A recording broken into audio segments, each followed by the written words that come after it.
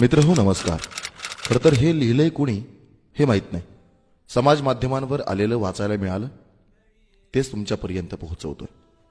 हे सारं श्रेय लिहिणाऱ्याचं आहे. त्याच्या विश्वासार्हतेबद्दल हजार नव्हे लाखो प्रश्न आहेत. म्हणजे ते उपस्थित केले जातात. चर्चा घडवून आणायला कुजबूज गँग असतेच.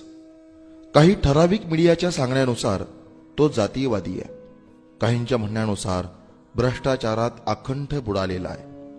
महाराष्ट्रात घडणाऱ्या प्रत्येक बऱ्या वाईट गोष्टीमागे तो आहेच असे त्याचे विरोधक आणि समर्थक देखील म्हणत असतात, चांगल्या किंवा वाईट अर्थाने. काही जण म्हणतात तो ब्राह्मण विरोधी आहे, काही जण म्हणतात तो ओबीसी विरोधी आहे.